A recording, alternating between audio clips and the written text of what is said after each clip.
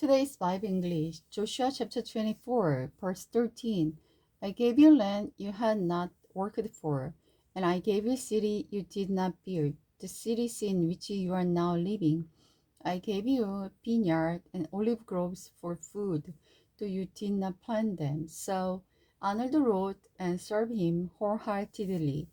Put away forever the idol your ancestors worshipped. When they lived beyond the Euphrates River in Egypt, serve the Lord alone. But if you are unwilling to serve the Lord, then choose today whom you will serve. Would you prefer the God your ancestors served beyond Euphrates, or will be the God of the Amorites in whole land you now live? But as for me and my family, we will serve the Lord. The people replied, we would never forsake the Lord and worship other gods. For the Lord and our God is the one who rescued us and our ancestors from slavery in the land of Egypt.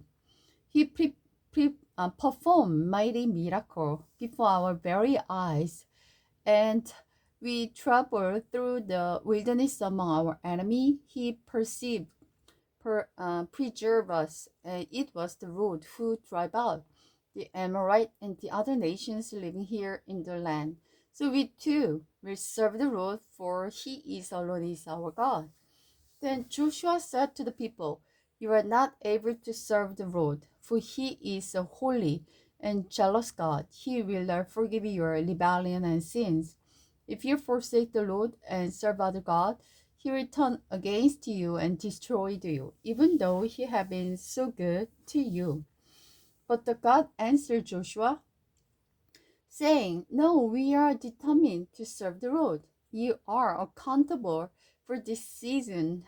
Joshua said, you have chosen to serve the Lord. Yes, they replied, we are accountable all time. All right, then Joshua said, destroy the idol among you and turn your heart to the Lord your God of Israel. The people said to Joshua, we will serve the Lord our God, we will obey him alone. So Joshua made a covenant with the people that they Shechem, committing them to the permanent and binding contract between themselves and the Lord. Joshua recorded these things in the book of the law of God as a reminder of their agreement. He took a huge stone, rolled in beneath the oak tree beside the tabernacle of the Lord. Joshua said to all the people, this stone has heard everything the Lord said to us. It will be witness to testify against you if you go back on your word to God. Then Joshua sent to the people, each to his own inheritance, whither buried in the promised land. Soon after, this Joshua son of Nun, the servant of the Lord, died at the age of 110. They buried them in the land had inherited, and Timnath, Sherah, in the hill country of Ephraim, north of Mount Gaash.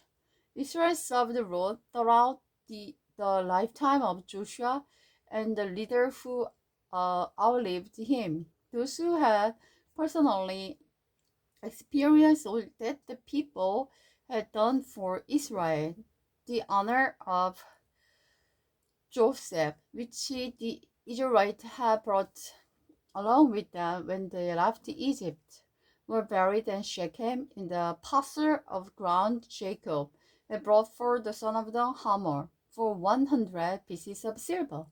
This land was located in the territory allotted to the tribe of Ephraim and Manasseh, the descendant of Joseph.